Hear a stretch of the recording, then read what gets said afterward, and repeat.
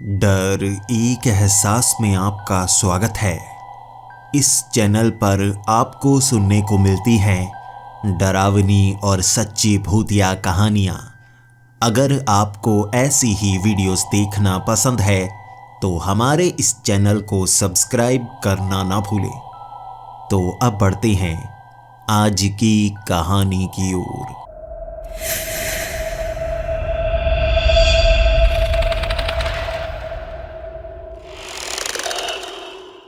Hello दोस्तों, मेरा नाम पैट्रिक है और मैं कहाँ का रहने वाला हूँ मैं खुद आपको नहीं बता सकता। समय समय पर मैं रहने का स्थान बदलता ही रहता हूँ और आज मैं आपको अपनी आप बीती बताने वाला हूँ। कोई कहानी नहीं सुनाने वाला, लेकिन आपको मेरी आप बीती भी एक झूठी कहानी ही लगेगी। लेकिन इसमें मैं आपको दोष नहीं देना चाहता, इसमें मैं अपने जैसों को ही दोष दूंगा। आपकी सोच आपकी अपनी नहीं है, हमारे द्वारा बनाई गई सोच ही तो है। हम ही तो आपको चलाते हैं, लेकिन आप इस पर कभी यकीन नहीं कर पाएंगे। शायद इस कहानी के अंत होने के बाद आपको एक पल के लिए लगे कहीं ये सब सच तो नहीं। आप फिर भी यकीन नहीं कर पाएंगे, क्योंकि हमने आप पर इस तरह से कंट्रोल किया हुआ है, आप सोच समझ नहीं सकते। और इसकी शुरुआत कब हुई वो मैं भी नहीं बता सकता। मेरा नाम पैट्रिक है और पैट्रिक के पीछे कोई और नाम नहीं है आपकी तरह, क्योंकि आप एक इंसान हैं। मैं इंसान नहीं, मैं एक पिशाच हूँ। आपने इंसानों की तो कई कहानियाँ सुनी होंगी जब वो भूत प्रेत के चक्कर में फंस जाते हैं।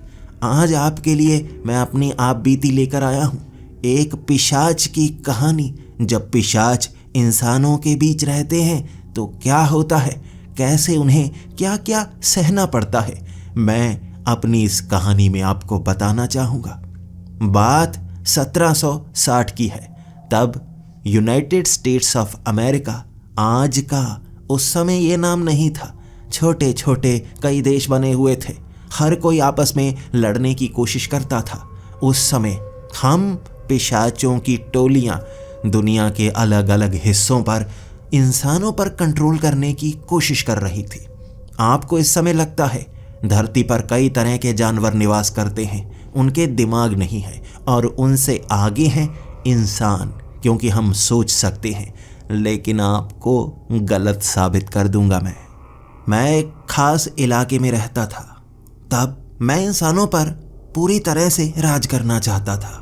इंसान भी अपने से ज़्यादा शक्तिशाली लोगों को बिल्कुल देवता की तरह मानने लगते हैं, और मैं भी वहाँ पर एक देवता की तरह रहने लगा था।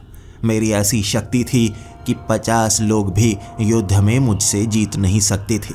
लेकिन मैं उन्हें ये नहीं बता सकता था कि मैं एक पिशाच हूँ। इसका कारण है कि इंसानों को लगता है भूत प्रेत पिशाच ये एक ऐसे जीव हैं जो हमें मारने के लिए बने हैं, लेकिन ऐसा नहीं है। पिशाच भी इंसानों की तरह ही सोचते हैं। हम भी अच्छी जिंदगी चाहते हैं, लेकिन हम राज करना चाहते हैं। बाकी इंसानों की तरह नौकर बनकर नहीं रहना चाहते। हम मालिक बनना चाहते हैं। किसके मालिक? इंसानियत के मालिक। सब इंसानों पर कब्जा करना ही हमेशा से पिशाचों का एकमात्र गोल रहा है। हम अंत में इसे पाने की कोशिश करते ही रहते हैं। उस समय भी इंसानों को गुलाम बनाया गया था, लेकिन सबसे आसान चीज़ थी लोगों में इस तरह बदलाव लाना, ताकि कुछ लोग अलग सोचें, कुछ लोग अलग सोचें। अब दो सोच वालों को आपस में लड़ाना बहुत ज़्यादा आसान होता है। तब यहाँ पर कई अफ्रीका के काले लोगों को लाया जा रहा था और उन्हें गुलाम बनाया जा रहा था। आपको क्या लगता है उन्हें गुलाम बना कौन रहा था? यहाँ कई राजा थे, कई ऐसे लीडर थे जो अपने नीचे लोगों को इस काम पर लगाते थे। ज़्यादातर हमारी प्रजाति के। हम काले लोगों से काम करवाते और गोरे लोगों को बिल्कुल ऐसे महसूस करवाते जैसे वो सबसे अच्छे हैं। दोनों में फासला पड़ता गया और इस तरह 1840 में दोनों में लड़ाई शुरू हो चुकी थी, लेकिन बहुत कम स्तर पर। इसके बाद हमें लग रहा था कि सारी इंसानियत पर कब्जा करने के लिए इंसानों को बहुत बुरी तरह से लड़वाना होगा। 1860 तब सिविल वॉर शुरू हुई थी और काले लोग ज़्यादातर ऐसे गोरे लोगों से लड़ने लगे थे। यही तो हम करते हैं, जब दो लोग आपस में लड़ते हैं वो दूसरे से घृणा करने लगते हैं, नफरत करने लगते हैं और वो ढूंढते हैं एक ऐसे इंसान को जो बिल्कुल उनके जैसा हो। पिशाच अपना रंग बदल सकते हैं, रूप बदल सकते हैं। मैं उस समय एक ऐसा अंग्रेज बनकर लीडर की तरह बर्ताव कर रहा था जो गोरे लोगों को रिप्रेजेंट करता, और मेरा एक साथी काले लोगों को रिप्रेजेंट कर रहा था। झगड़े बढ़ते गए और ये झगड़े करवा कौन रहा था? लोग जो नीचे काम करते हैं वो लड़ना नहीं चाहते, हम उन्हें लड़वाते हैं। युद्ध खत्म हो गया था, जिसे सिविल वॉर कहा जाता है। लेकिन सभी इंसानों पर राज करना बहुत ज़्यादा मुश्किल होता है। हमें इसका सल्यूशन चाहिए था। इंसान जब बहुत ज़्यादा खुश रहने लगते हैं ना, वो ऐसा बर्ताव करने लगते हैं जैसे उनका राज धरती पर होना चाहिए। वो उनसे भी लड़ते हैं जिन्होंने उनकी मदद की हो। इस तरह हम पिशाच उन पर राज तो कर पा रहे थे, लेकिन विद्रोह बढ़ता गया और हमें पीछे हटना पड़ा, फिर से छिपकर रहना पड़ा। धीरे धीरे हम और तरकीबें लगाते गए कैसे हम राज कर सकते हैं। हमारे पूर्वज भी इंसानों पर राज करने के लिए ये कोशिशें करते रहे थे। इंसानों को किस चीज़ में कैद किया जाए ताकि उन्हें महसूस तक ना हो कि वो कैदी हैं, लेकिन हमारे लिए काम करते रहें। हम ढूंढ रहे थे ऐसा रास्ता। इसके बाद मैं आगे की सोच रखने वाला था।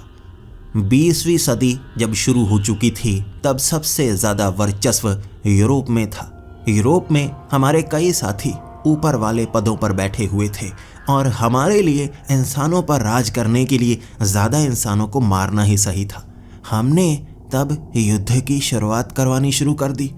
क्या आपको पता है पहले विश्व युद्ध की शुरुआत कहाँ से हुई थी?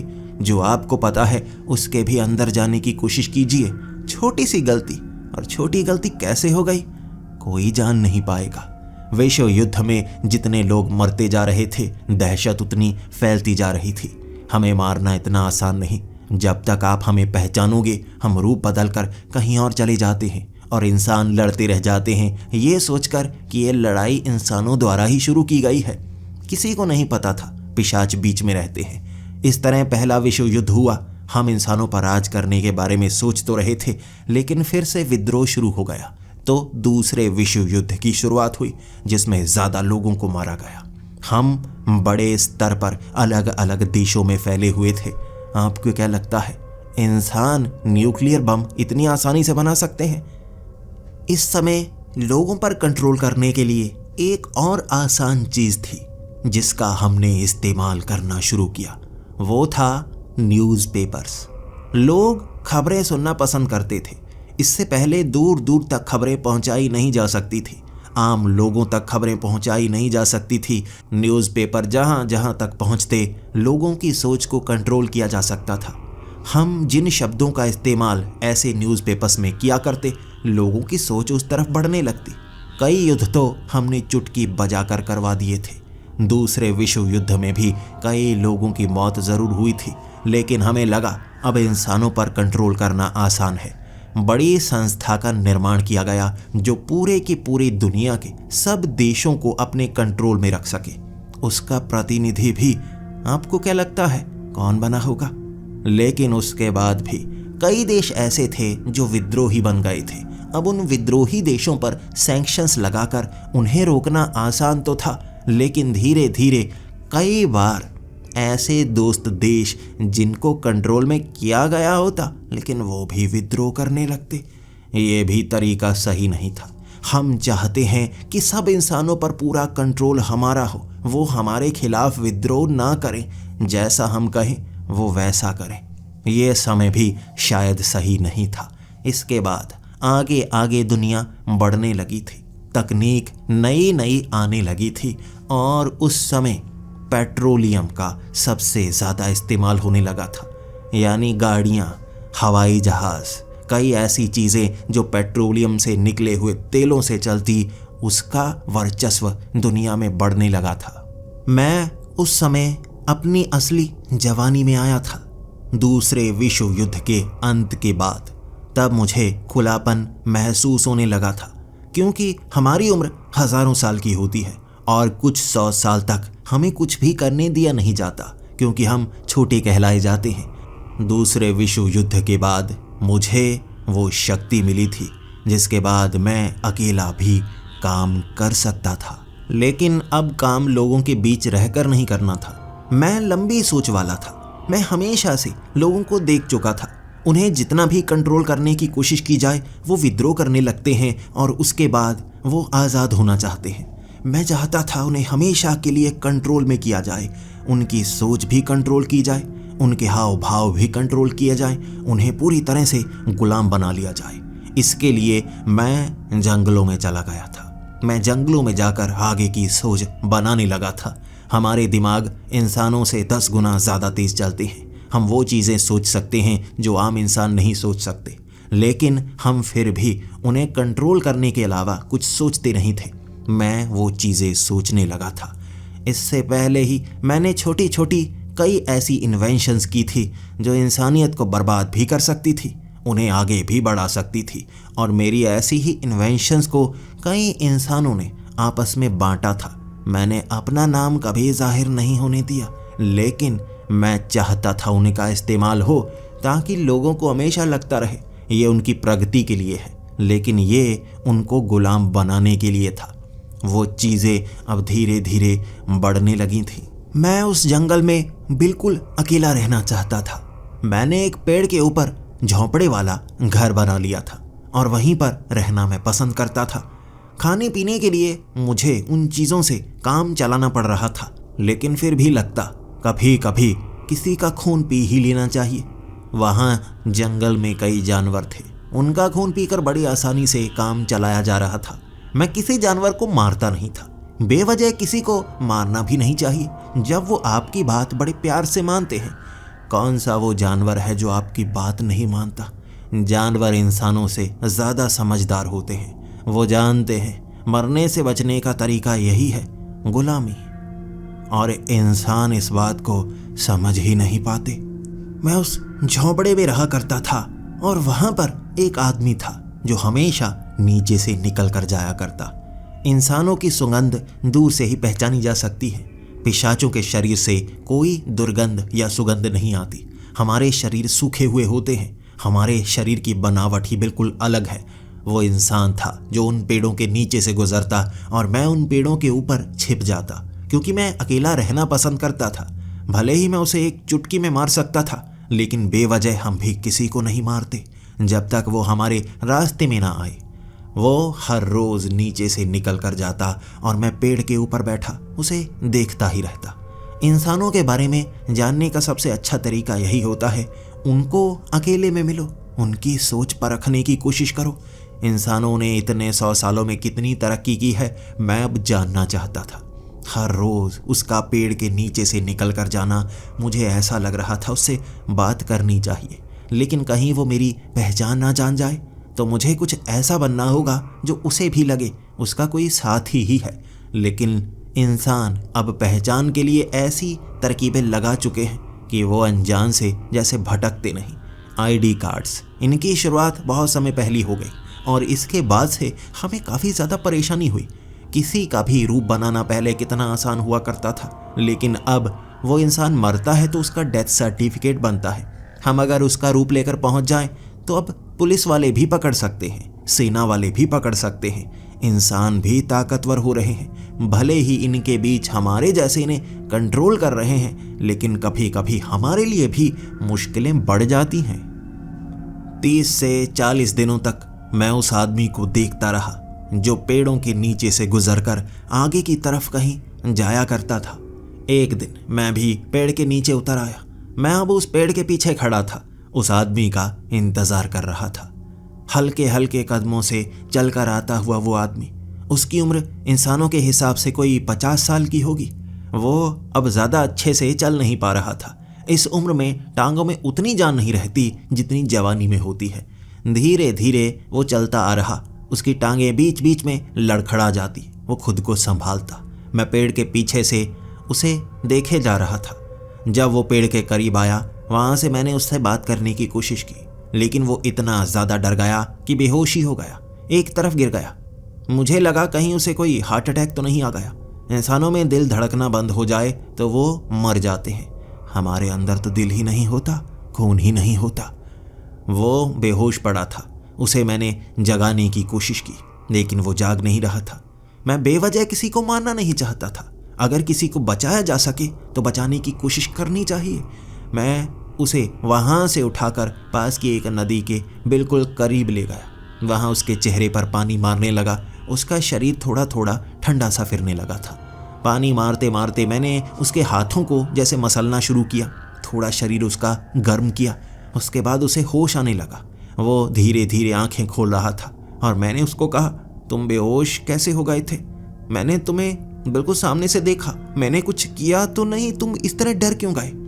वो आदमी कहने लगा था, मैंने कहानियां सुनी थी कि ये भूतिया जंगल है, यहाँ पर भूत प्रेत और पिशाच तक मिलते हैं, कहते हैं वो खून पी जाते हैं।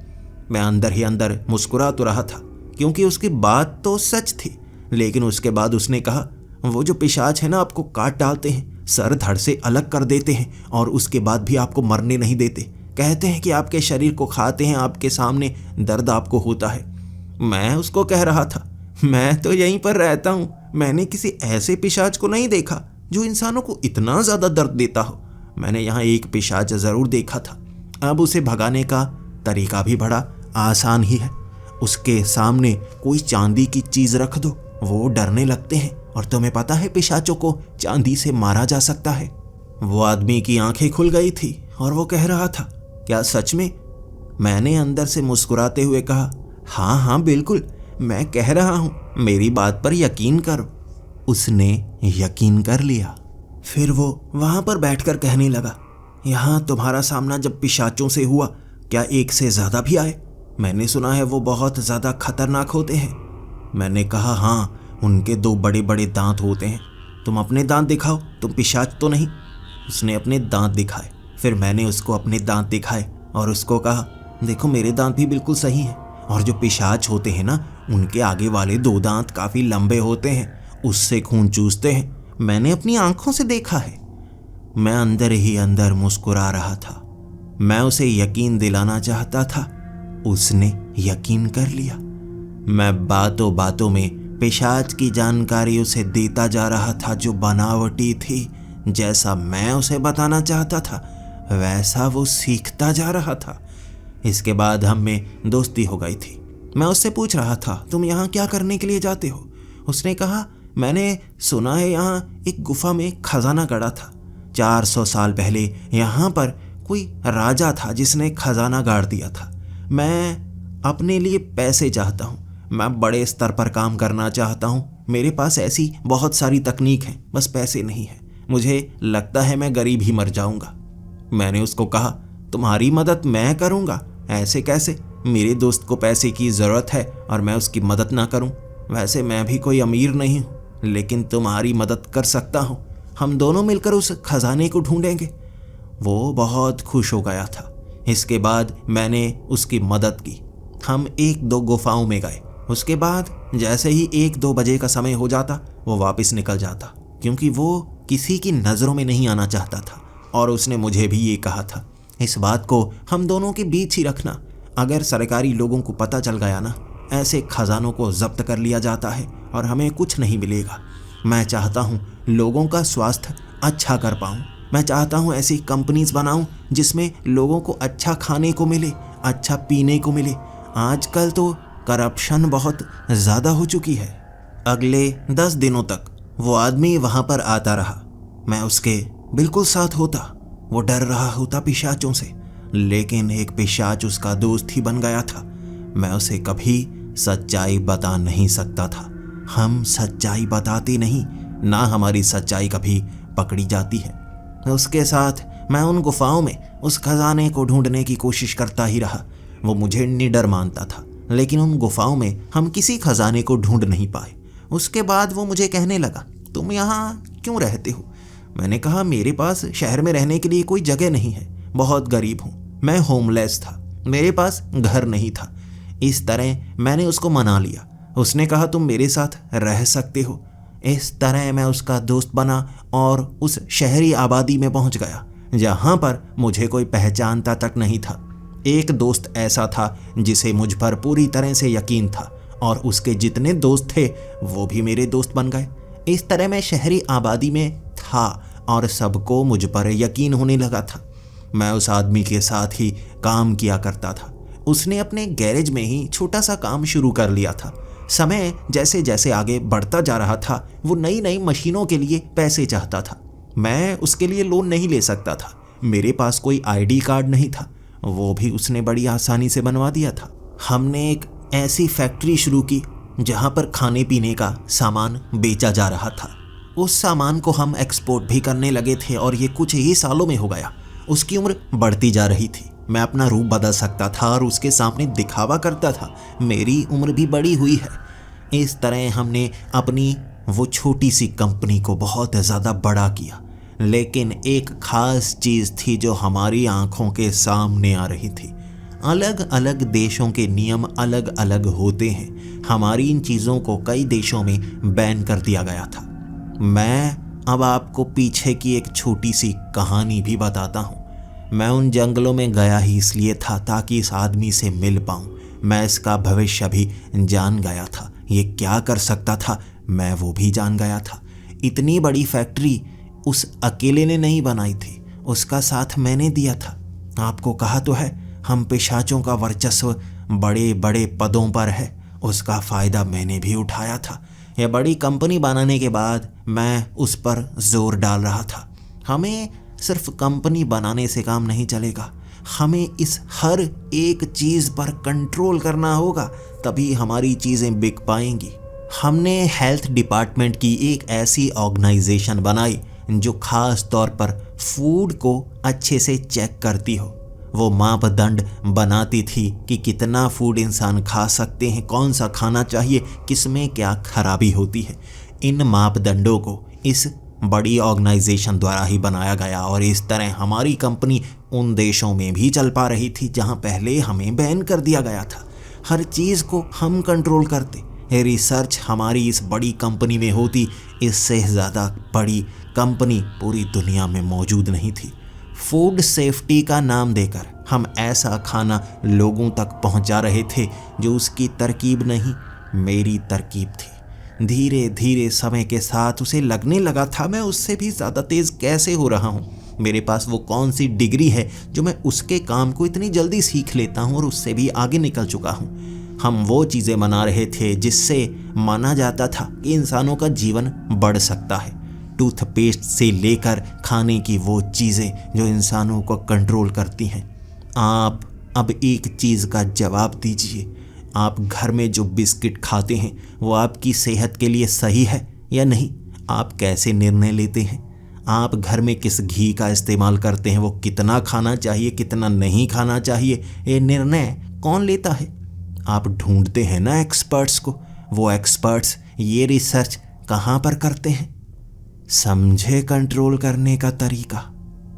15वीं शताब्दी में इंसानों की उम्र बड़ी आसानी से 100 साल तक होती थी, जबकि 10वीं शताब्दी में यहाँ इंसान 150 साल तक जीते थे। लेकिन इतनी लंबी उम्र वाले बहुत सारे लोग बहुत ज़्यादा सोच सकते थे। उनकी सोच में बदलाव हमेशा नज़र आया करता था। वो हम पिशाचों के बारे में पता कर पाते थे कि कैसे हम उन्हें कंट्रोल करना चाहते हैं। इंसानों की उम्र जितनी ज़्यादा लंबी होती जाएगी वो खुद को बचाने के तरीके ढूंढते जाते हैं। उन्हें पता चलता जाता है कि वो गुलाम हैं। जो बड़े लोग हैं वो असल में इंसान नहीं हैं, हमारे जैसे पिशाच हैं जो उन्हें कंट्रोल करके रखते हैं। उनकी उम्र जितनी ज़्यादा बड़ी होती वो खुद समझ जाते, वो विद्रोह करने लगते। और हमारे पास बहुत समय बाद एक तरीका सामने आया था इंसानों की उम्र को छोटा करना, ताकि उनका दिमाग बड़ा हो ही ना पाए। जब तक वो सोचने लगें, सही स्थिति में पहुँचे, तब तक वो बूढ़े होकर मर जाएं। बहुत समय से हम इस काम पर लगे हुए थे, लेकिन पूरी दुनिया को एक जानकारी पहुंचाना बहुत ज़्यादा मुश्किल था। 21वीं सदी में हमारे पास ये मौका आया था और हमने इसे पकड़ लिया। मेरे जैसे कई पिशाच ऐसी बड़ी बड़ी ऑर्गेनाइजेशंस को चलाते हैं जो फूड सेफ्टी के नाम पर हमें वो लिस्ट देती है क्या कितना खाना चाहिए कितना नहीं खाना चाहिए, ताकि इंसानों को बीमारियां ना लगें, उम्र लंबी हो। आपको क्या लगता है उम्र लंबी हो रही है या छोटी हो रही है? यही हमारी तरकीब थी इंसानों को कंट्रोल करने की। उनकी उम्र कम कर देना। अब सब इंसानों को तो हम मार नहीं सकते थे, सबको मार देते तो राज किस पर करते। इंसानों की उम्र ही छोटी करना ज़्यादा आसान था। खुद ही 60-70 साल की उम्र में मरते चले जाएंगे। धीरे धीरे हम इसे भी 50 साल से कम करने की कोशिश कर रहे हैं। हमारी ये ऑर्गेनाइजेशन सिर्फ अकेली नहीं है, अलग अलग देशों में हमारे जैसे पिशाचों ने ऐसी ऑर्गेनाइजेशंस खोल रखी हैं जो इंसानों को फूड सेफ्टी के नाम पर ऐसा खाना खिलाती है जो धीरे धीरे अंदर बदलाव कर रहे हैं, और उन्हें अब हम 50 साल की उम्र से आगे बढ़ने देना नहीं चाहते हैं। अगले 100 सालों में हम ये काम कर देंगे, लेकिन अब भी उन्हें पूरी तरह से कंट्रोल करना मुश्किल हो रहा था। उम्र भले ही इंसानों की कम हो गई है, लेकिन दिमाग ज़्यादा तेज़ हो गया है, तो उनको कंट्रोल करने के लिए एक नई तरकीब पर मैंने काम करना शुरू कर दिया था। 1980s में मैं 2 प्रोजेक्ट पर काम करने लगा था। इंसानों को कैसे कंट्रोल किया जा सकता है। सबसे पहले प्रोजेक्ट में मैं इंसानों को कंट्रोल करने के लिए एक ऐसी चीज़ बना रहा था जो किसी की पकड़ में कभी आती ही नहीं, और ये दोनों प्रोजेक्ट एक दूसरे से जुड़े हुए थे। साल 1980, उस समय मैंने एक ऐसा दोस्त बनाया था जो एक लैब में काम किया करता था। धीरे धीरे मेरी दोस्ती उससे बढ़ने लगी थी, क्योंकि मैं उसके पड़ोस में रहा करता था, उससे काफ़ी बातें किया करता था और वो अपनी उस लैब की जानकारी मुझे दिया करता था। मैं उससे कई बार कहता कि मुझे अपने लैब में जाने का मौका तुम कब दोगे। उसने कहा वहाँ लैब में जाना बहुत ज़्यादा मुश्किल है, वहाँ ऐसे वायरसेस पर काम चल रहा है जो बहुत खतरनाक साबित हो सकते हैं, उनके क्योर ढूंढने का काम चल रहा है और वहाँ आम लोग नहीं जा सकते। मुझे लगभग 1 साल का समय लगा था। उससे मिलने तक, उसके लैब तक पहुँचने तक मुझे 1 साल इंतज़ार करना पड़ा, और तब जाकर मैं उसके लैब में पहुंचा था। धीरे धीरे कई बार उसके लैब में जाना मैंने शुरू कर दिया था, और उसके लैब की एक्सेस बड़ी मुश्किल से मिली। पहले ऐसी बड़ी बड़ी बिल्डिंग्स में, ऐसे बड़े बड़े किलों में जाना आसान हुआ करता था। अब जैसे सिक्योरिटी वो कैमरे से की जाने लगी थी, तो अब मैं बिना परमिशन के जा नहीं सकता था, और इस लैब में मैं कुछ ऐसा करने वाला था जो भविष्य में इंसानों को हमारे कंट्रोल में रखने वाला था। वहाँ से एक ऐसा वायरस लीक हुआ उस रात, मैंने भी वो शहर उस रात छोड़ दिया था। वो वायरस धीरे धीरे फैला था।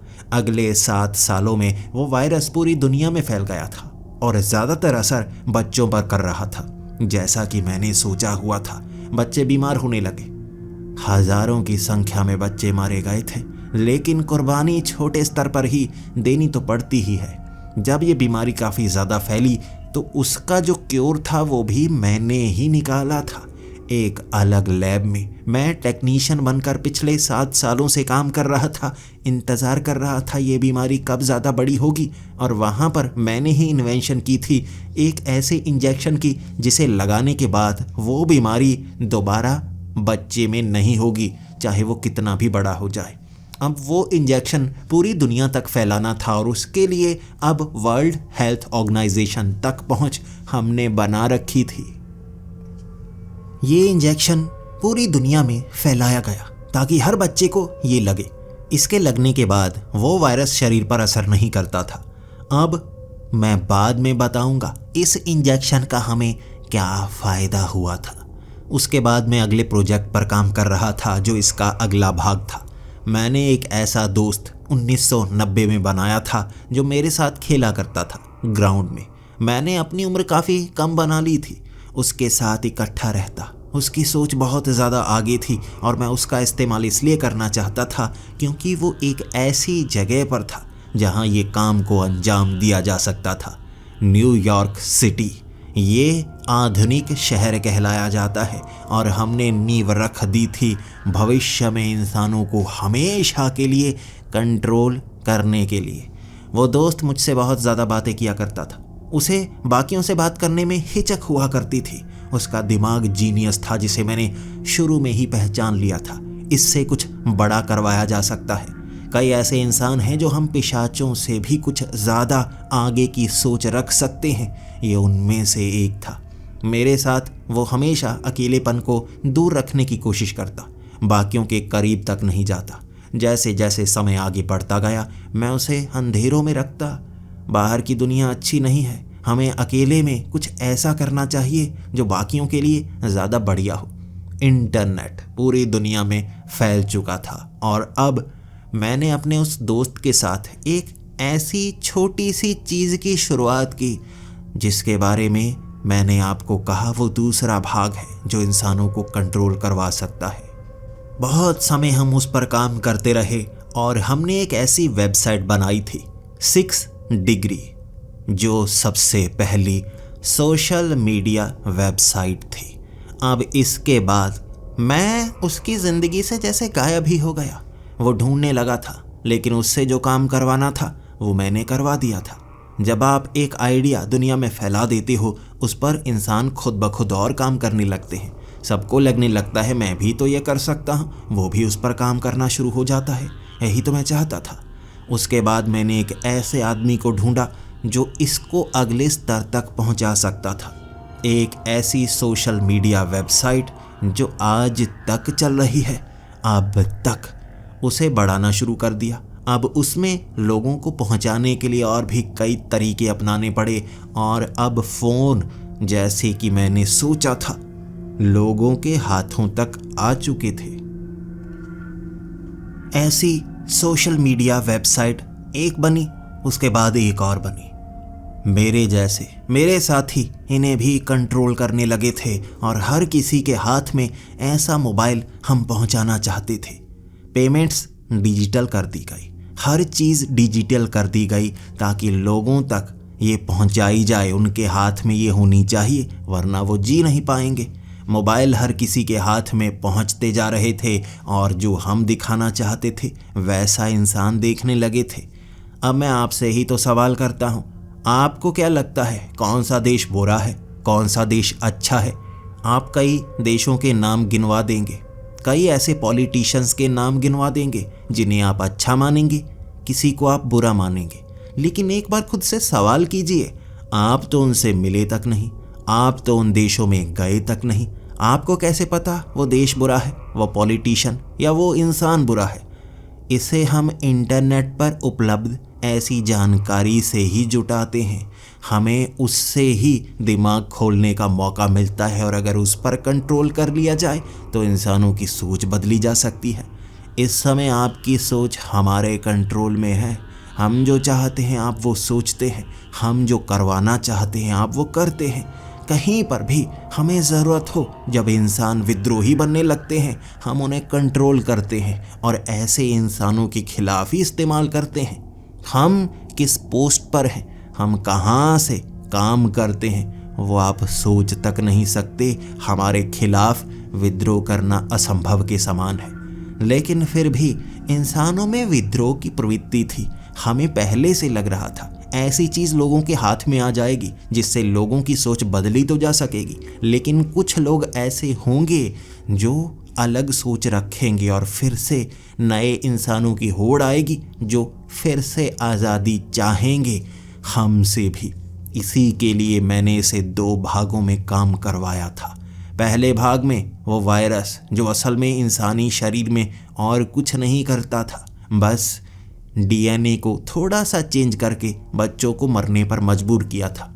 अब उसे रोकने के लिए जिस इंजेक्शन को बनाया गया था वो माइक्रोचिप्स थी जो इंसान के शरीर में डाली जाती, रोबोट्स की तरह वो इंसानों के दिमाग में पहुंच जाती और उसके बाद जो मोबाइल था उसके सिग्नल्स से, जिसे हम कान के पास लगाते हैं, किसी के भी दिमाग को कंट्रोल में किया जा सकता था। इस तरह हम इंसानों को कंट्रोल करते गए। आपको नहीं लगता कभी कभी आप कुछ और सोचते हैं और दिमाग में कुछ और आने लगता है? आप अपने विचारों को रोक नहीं पाते, आपका दिमाग खुद ब खुद चलने लगता है। 200 साल पहले ऐसा नहीं था। इंसान जो चाहते थे वैसा सोच पाते थे। अब हम आपको कंट्रोल करते हैं। और सबसे कमाल की बात बताऊं आपको, ये कहानी सच है या झूठी, इसे पता करने के लिए भी हमारी बनाई उस चीज़ पर ही आप ढूंढने की कोशिश करोगे जिसे हम कंट्रोल करते हैं। आपको क्या दिखाना है क्या नहीं दिखाना है हम पहले से ही डिसाइड कर चुके हैं। इसीलिए तो कहता हूं आप जान ही नहीं पाएंगे। अब आपको एक और सच बता ही देता हूं जब बात चली ही है। हम धरती से निकलकर और ग्रहों पर भी रिसर्च करना चाहते हैं। मंगल ग्रह, चांद, उससे भी आगे के ग्रहों पर हमारा मानना है कि वहां पर भी रहा जा सकता है। और आपको क्या लगता है इस चीज का पता इंसानों को सिर्फ अभी लगा है, इससे पहले नहीं लगा? बहुत बार लग चुका है, बहुत बार। और वहां से कई बार आपको ऐसी उड़न तश्तरियां नजर नहीं आती जो धरती पर आती हैं। आपको क्या लगता है जो यूएफओ नजर आते हैं वो एक झूठ है, वो परग्रही हैं? जी नहीं, वो इंसान ही तो हैं जो बस्तियां बसाने के लिए इस ग्रह से निकलकर वहां पर गए थे, छोटी आबादी में। और हम पिशाचों के पास उस समय वो तकनीक ही नहीं थी कि हम वहां तक पहुंच पाते। इंसानों को यहां तक पहुंचाने में बहुत बड़ा समय लगा है और उन्हें अंधेरे में रखना पड़ता है। वो पराये हैं ये कहकर, हम अपने हैं ये मनाकर उन्हें खुद के करीब रखना पड़ता है और उनसे दूर जो उन्हीं के अंश हैं। इसीलिए चांद पर कभी रिसर्च नहीं की जाती, लेकिन यहाँ से ऐसे विमान ज़रूर भेजे जाते हैं जो रिसर्च करने के लिए जाते हैं। वो रिसर्च नहीं है, वो युद्ध है जो हमारी तरफ से छिड़ चुका है। वो अब तक तो बच रहे हैं, लेकिन कब तक? झूठ इंसानों तक फैलाया जाता रहेगा, उन्हें पता लगने नहीं देंगे। तकनीक उन्नत होती ही जाएगी और जब हम उनसे लड़ने के बिल्कुल बराबर पहुंच जाएंगे तब इंसानों को ये भी बता दिया जाएगा परग्रहियों की वो झूठी बातें नहीं थी, वो सच थी। चांद पर भी एलियंस हैं, मंगल ग्रह पर भी एलियंस हैं और तब उनसे सीधा युद्ध छेड़ा जाएगा।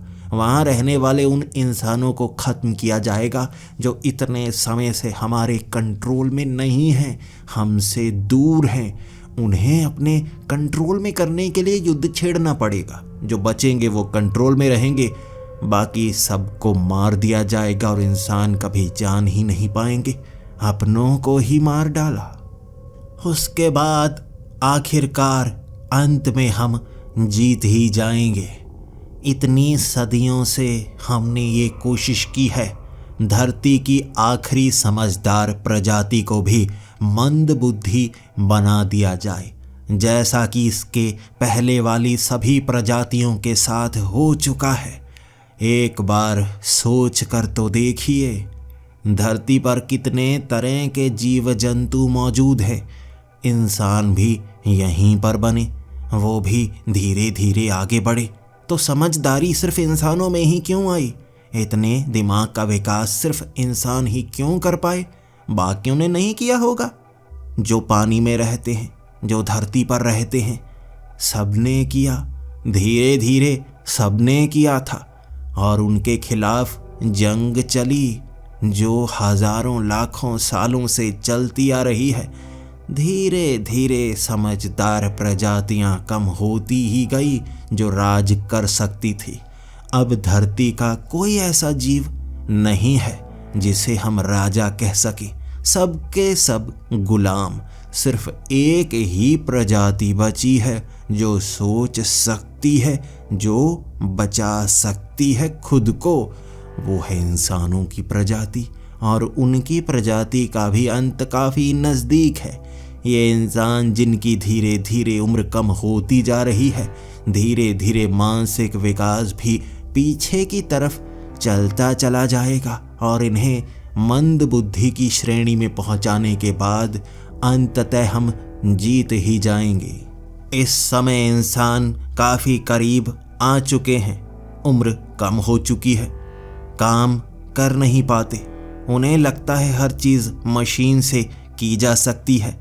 उन्हें लगता है शरीर से ज़्यादा दिमाग का इस्तेमाल किया जा सकता है और उनके शरीर कमज़ोर होते जा रहे हैं। बड़ी बड़ी संस्थाओं पर हमारे जैसे ही काबिज़ हैं जो इंसानों को ये शिक्षा देते हैं कि क्या करना है और क्या नहीं। इंसान समझ ही नहीं पाते, उनकी क्षमता ही कम हो चुकी है। क्या सही है क्या नहीं वो बातों से मानते हैं, खुद पता नहीं कर सकते। मशीनें इसीलिए लाई गई ताकि वो कोई काम करने लायक रहे ही ना। आप खुद ही देखिए, हर रोज़ आप कितना काम करते हैं जिसे आप कह सकते हैं सबसे अलग हैं। अगर आज धरती से हर इंसान को ख़त्म कर दिया जाए, क्या आप इस प्रजाति को आगे बढ़ा सकते हैं? वो कार्य कर सकते हैं? शायद नहीं, शायद 1% हाँ। और बस हम उस 1% को रोकने में ही लगे हैं। जब ये 1% भी खत्म हो जाएगा, मानसिक स्तर उतना नीचे आ जाएगा, उस दिन हम जीत जाएंगे। भविष्य भी जानना चाहते हो हमने क्या सोचा हुआ है आगे आने वाले सालों में?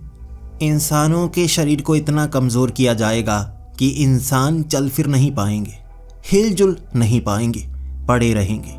जब पैदा होंगे उसके बाद बस एक छोटे जीव की तरह पड़े रहेंगे, सिर्फ सोच सकेंगे, शरीर हिला नहीं पाएंगे और बुढ़ापे तक ऐसा ही रहेंगे। हम उनकी उम्र निर्धारित कर चुके हैं, 30 साल।